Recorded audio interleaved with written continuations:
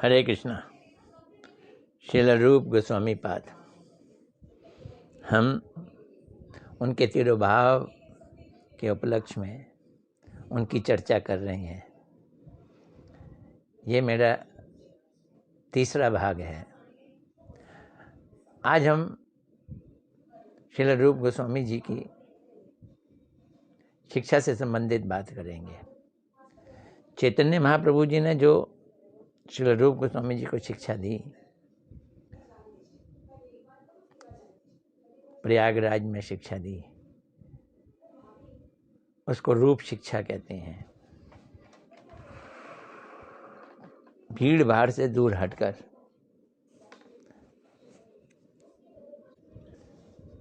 लोगों की भीड़ जहाँ भी महाप्रभु हों जुड़ जाती है। तो महाप्रभु जी इस भय से प्रयागराज के दशाश्वमेध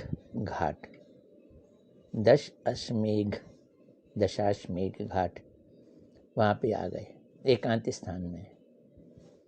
वहाँ उनका श्रील रूप गोस्वामी जी के साथ वार्तालाप हुआ। उनको कृष्ण तत्व, भक्ति तत्व, रस तत्व, सर्व तत्व,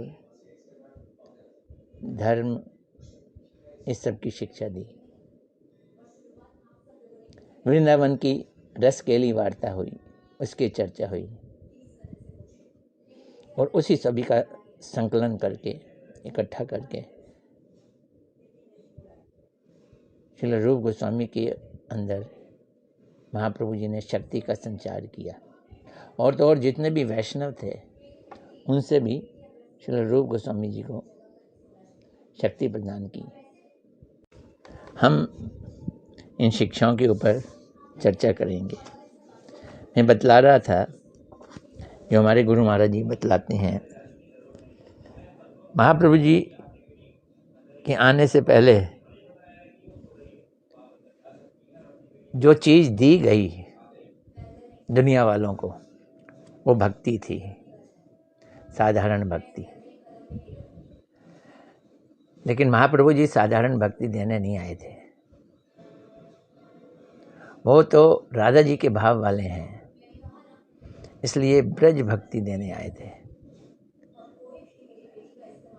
महाप्रभु जी ने भक्ति नहीं, भक्ति रस प्रदान किया था।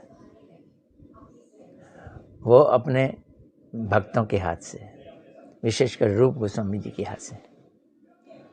रूप गोस्वामी जी ने जो भक्ति की चर्चा की है, उसे भक्ति ना कह के उत्तमा भक्ति कहा है, भक्ति रस कहा है। क्या फर्क है भक्ति और भक्ति रस में? जैसे पानी और शरबत में फर्क है। पानी पानी है, प्यास बुझा देता है, लेकिन शरबत मिल जाए तो स्वाद भी आता है। तो जिस चीज़ से आवश्यकता भी पूरी हो और स्वाद भी आए, वो रस हो जाता है। दूध है, पीते हैं, दूध शक्ति देता है, लेकिन दूध को ठंडा करके आम मिला दिया जाए और वो आम रस बन जाए तो कहना ही क्या, कई गुना ज़्यादा स्वादिष्ट हो जाता है आम रस। अब वो दूध नहीं रहा। ऐसे भक्ति रस प्रहलाद महाराज जी ने भक्ति दी, ध्रुव महाराज जी ने भक्ति दी, नारद जी ने अपने ग्रंथों में भक्ति प्रदान की। लेकिन महाप्रभु जी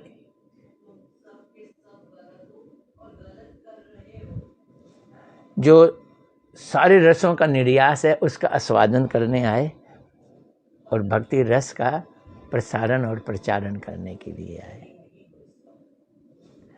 फर्क क्या है? भक्ति रस ब्रज की धरोहर है, ब्रज धाम की धरोहर है। यहाँ एक अद्भुत घटना घटित होती है। भगवान और भक्त के बीच में नरवत संबंध हो जाता है। भगवान ये नहीं जानते कि मैं भगवान हूँ, और भक्त ये नहीं मानते कि ये भगवान है, और अपने घर के जैसा संबंध स्थापित हो जाता है भक्त और भगवान में। माँ यशोदा के पुत्र बन जाते हैं, नंद बाबा के पुत्र बन जाते हैं, गोपों के सखा बन जाते हैं। दूर दूर तक कहीं भी भगवान की भगवत्ता, इस ऐश्वर्य का चर्चा ही नहीं होती।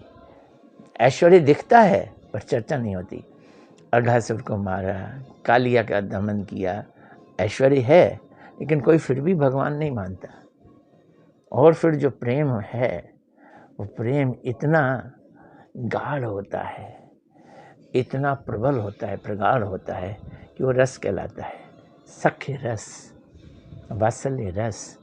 और फिर गोपियों का प्यार, गोपियों का प्रेम कृष्ण के लिए, वो तो साधारण प्रेम से भी बढ़कर स्नेह, मान, राग, भाव, अनुराग, महाभाव, यहाँ तक पहुँच जाता है। श्रील रूप गोस्वामी जी ने इन सब की चर्चा की है। उन्होंने भक्ति की जो परिभाषा दी है, भक्ति रसामृत सिंधु में, अन्य अभिलाषिता शून्यम, ज्ञान कर्म आदि अनावृतम, अनुकूलेन कृष्ण अनुशीलनम, भक्तिर उत्तमा। तो उन्होंने भक्ति के संग शब्द इस्तेमाल कर दिया, उत्तम भक्ति। अपने सारी इंद्रियों के द्वारा, मन के द्वारा, वचन के द्वारा, भाव के द्वारा कृष्ण को अनुशीलन करना, कृष्ण को प्रसन्न करने की, उनके अनुकूल उनको प्रसन्न करने की चेष्टा करना भक्ति। लेकिन कोई अभिलाषा नहीं रहनी चाहिए, अन्य अभिलाषिता शून्यम। तुम्हारी भक्ति कर्म और ज्ञान से ढकी ना हो। कर्म तो किए बिना रह नहीं सकते, लेकिन जिस कर्म में फल की इच्छा हो, वो भक्ति को ढक देती है। ऐसे कर्म नहीं करने। ज्ञान भी ज़रूरी है, कृष्ण भगवान है, लेकिन जो ज्ञान भक्ति को ढकते कि भगवान निराकार है, मैंने उसमें लीन हो जाना है, वो ज्ञान नहीं। और ये ज्ञान कि कृष्ण भगवान है, मैं उनकी पूजा करूँगा, ये भी उत्तमा भक्ति को ढक देता है, भक्ति रस को ढक देता है, ये भी नहीं। फिर कृष्ण मेरे हैं, कृष्ण मेरे प्रेमी हैं। गुरुदेव कहते थे हम राधा जी की पाल्य दासी हैं। क्या तात्पर्य है? ये भाव रखना है कि राधा जी हमारी स्वामिनी हैं और कृष्ण कौन है? हमारी स्वामिनी के प्रियतम हैं। इस भाव से, ये ब्रज भाव में रहना है। ये बड़ी ऊंची चीज़ है। इसका मैंने संक्षेप में वर्णन किया। महाप्रभु जी ने क्या शिक्षा दी, उसको हम समझेंगे। उन्होंने सबसे पहले कृष्ण भक्ति की सुदुर्लभता का वर्णन किया, जिसे हम आम चर्चा का विषय बनाए बैठे हैं, लेकिन ये है कितनी मुश्किल, ये समझना है। जीव अणु चैतन्य स्वरूप है, चेतन है पर अणु है और बंधा हुआ है इस संसार में। तो दो प्रकार के जीव हैं इस संसार में ही, बंधे हुए जीव, स्थावर और जंगम।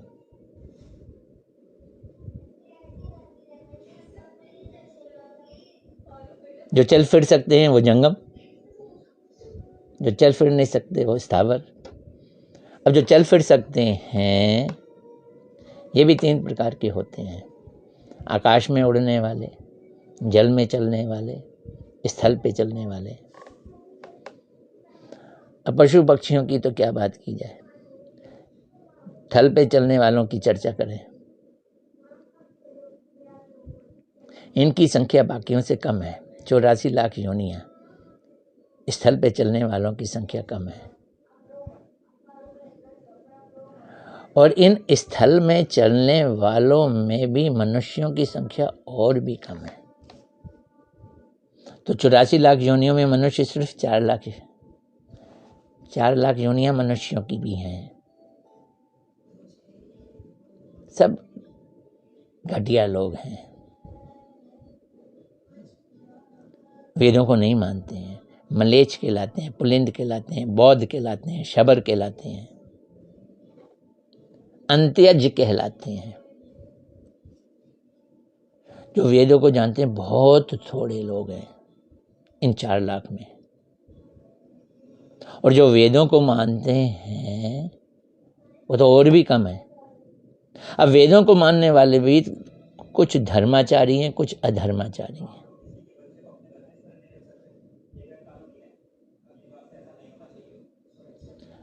अधर्माचारी तो बहुत हैं, अब जो धर्माचारी थोड़े से हैं उनमें भी कर्म कांड करने वाले कर्मनिष्ठ लोगों की संख्या बहुत ज़्यादा है। क्या मतलब इसका? वेदों का पूजा पाठ का अनुष्ठान करेंगे संसार के सुख के लिए, ये लोग कर्मकांडी हैं। ऐसे कर्मकांडियों में, कर्मनिष्ठों में एक आध ज्ञानी होता है। ज्ञानी वो है जो कर्मों के फलों के प्रति विरक्त हो जाता है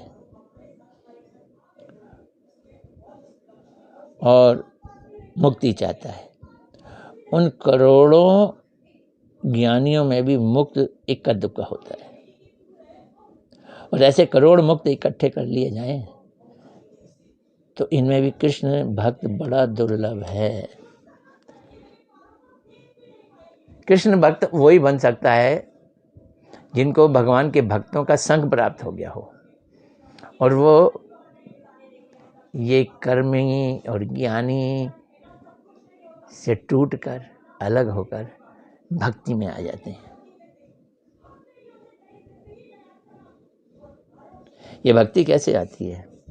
ये पिछले जन्मों की सुकृति से आती है। जिसके अंदर भक्ति की सुकृति है उसको ही सत्संग मिलता है, दूसरों को नहीं मिलता है। सुकृति खूब इकट्ठी हो जाती है तो उस जीव का भाग्य उदय हो जाता है और फिर उसको सत्संग मिलता है, उससे सुदुर्लभ कृष्ण भक्ति की प्राप्ति होती है। कहने का मतलब है सुकृति की कृपा से सत्संग, सत्संग की कृपा से गुरु, गुरु की कृपा से भक्ति मिलती है।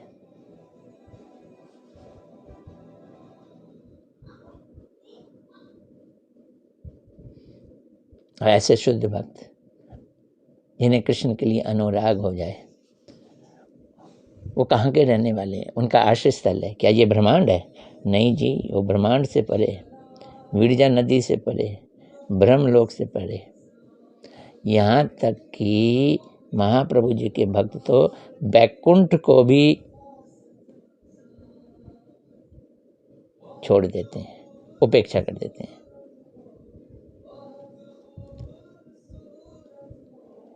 गुरु कृष्ण भक्ति का बीज देते हैं, उस बीज से भक्ति लता पैदा होती है और ये भक्ति लता ब्रह्मांड को पार कर जाती है, बैकुंठ को पार कर जाती है,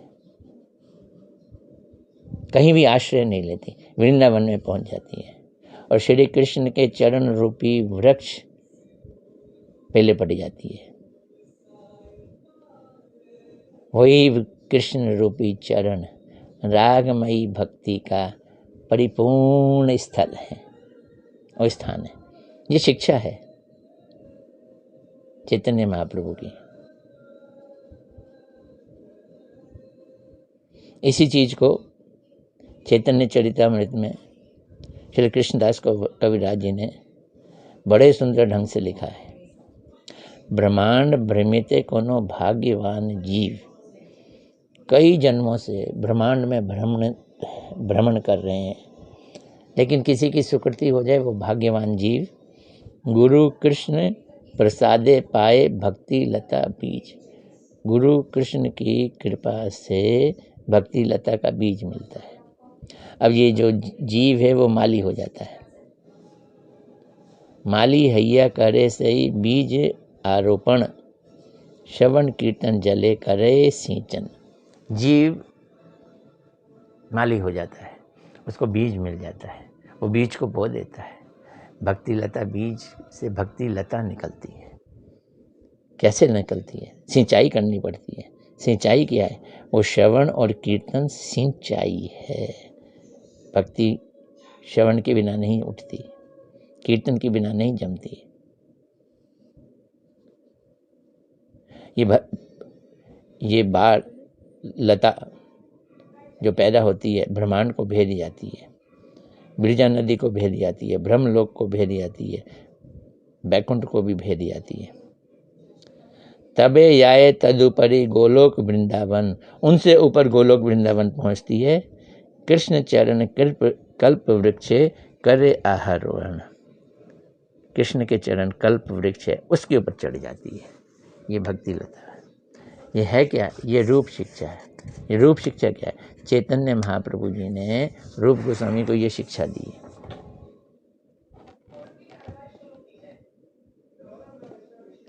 इहा माली सेचे नित्य श्रवण कीर्तन आदि जल, यदि वैष्णव अपराध उठे हाथी माता।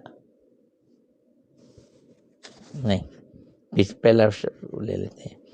ताहा विस्तरित है फल प्रेम फल। तो कृष्ण के चरणों में जब ये लता लिपट जाती है तो प्रेम फल होता है। यहाँ माली सींचे नित्य श्रवण कीर्तन जल, लेकिन बेल सूख ना जाए, माली पानी देता रहता है। श्रवण कीर्तन मतलब क्या? साधु संग करना, श्रवण और कीर्तन करना, हरि नाम करना। अभी अपराध हो जाए तो वो जैसे आपकी खेती में हाथी आ जाए, पागल हाथी, वो आपकी फसल को जड़ समेत उखाड़ देगा। महाप्रभु जी कह रहे हैं, चैतन्य चरितमृत में बड़ी सुंदर ढंग से लिखा है, यदि वैष्णव अपराध उठे हाथी माता, उपाड़े या छीड़े तार सूखी जाए पाता, उसे जड़ समेत उखाड़ के फेंक देता है, पत्ते सब सूख जाते हैं। इसलिए भैया यत्न करके अपराध नहीं करना। बाकी चीज़ों से तो भक्ति कम हो सकती है, घट सकती है, अपराध से तो सूख ही जाती है। पर अब एक और समस्या पैदा हो जाती है। सींच रहे हो, लता उठ रही है, लेकिन इसके संग खलपतवार निकल आते हैं। किंतु यदि लतार संगे उठे ऊपर शाखा, भक्ति मुक्ति स्वांछा यत असंख्य तार लिखा। इस बेल के साथ भुक्ति भोगने की, मुक्ति पाने की और अनेक तरह की असंख्य इच्छाएं पैदा हो जाती हैं। ये बचानी है। ये जो खलपतवार है इसको खाड़ के बाहर फेंकना है। सही जल पाए उपशाखा बढ़ी जाए, स्तब्ध है मूल शाखा बाड़ी ते ना पाए। और ये जो छोटी छोटी शाखाएं बढ़नी शुरू हो जाती हैं, उपशाखाएं बढ़नी शुरू हो जाती हैं। भक्ति करोगे भोग आ जाएगा, लोग प्रतिष्ठा देंगे, लड़कियां भी सामने आनी शुरू हो जाएंगी, पैसा भी आने लग जाएगा, भोग आएंगे, फंस गया आदमी उसमें। तो उपशाखा बढ़ जाने से जो मूल शाखा है, स्तब्ध हैया मूल शाखा बाड़ी ते ना पाए, वो बढ़ती नहीं है, वो रुक जाती है। इसलिए इन उपशाखाओं को उखाड़ के फेंकना पड़ेगा, तभी मूल शाखा आगे बढ़ेगी। है ना? कितनी सुंदर चर्चाएं हैं। तो एक तो अपराध हटाने हैं और दुसंग का परित्याग करना है। अगर ये दोनों साथ रहते हैं, अपराध भी और दुसंग, और इधर भक्ति करते हैं, तो जीव भोग परायण हो जाएगा।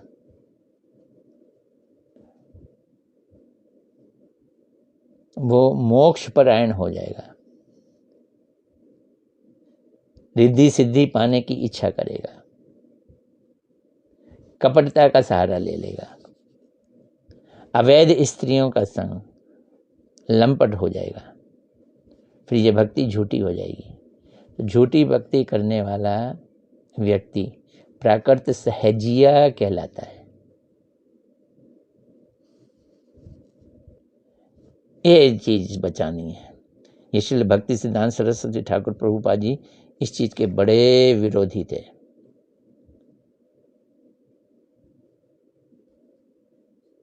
फिर वो भक्ति के सारे कार्य, हरि नाम जाप, कीर्तन, पूजा पाठ सब बेचना शुरू कर देगा,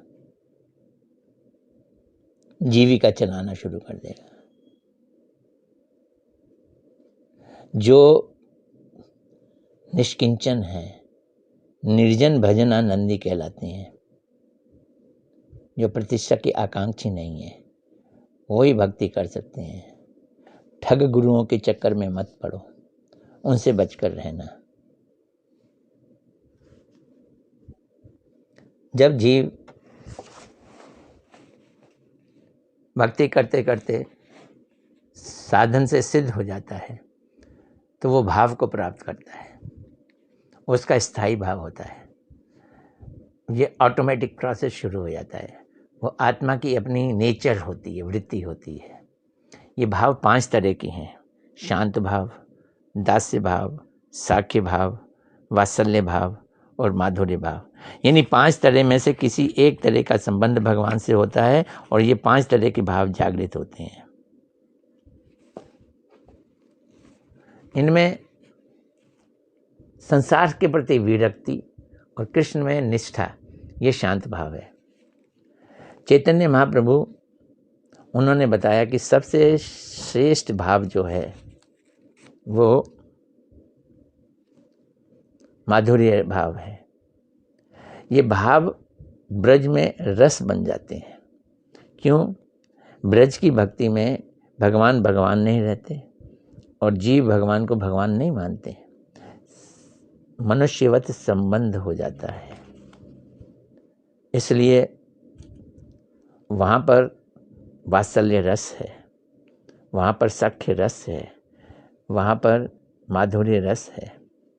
गोपियों का प्रेम महाप्रभु जी ने बताया सबसे अधिक होता है। इसमें कृष्ण निष्ठा है, संसारिक तृष्णा का त्याग है और भाव, जबकि दास्य, सख्य, वात्सल्य, इन सब को अपने में क्रोड़ीभूत करके अपने सभी अंगों से कृष्ण की सेवा की इच्छा जागृत होती है, उसे माधुर्य रस कहते हैं। ये सर्वश्रेष्ठ होता है।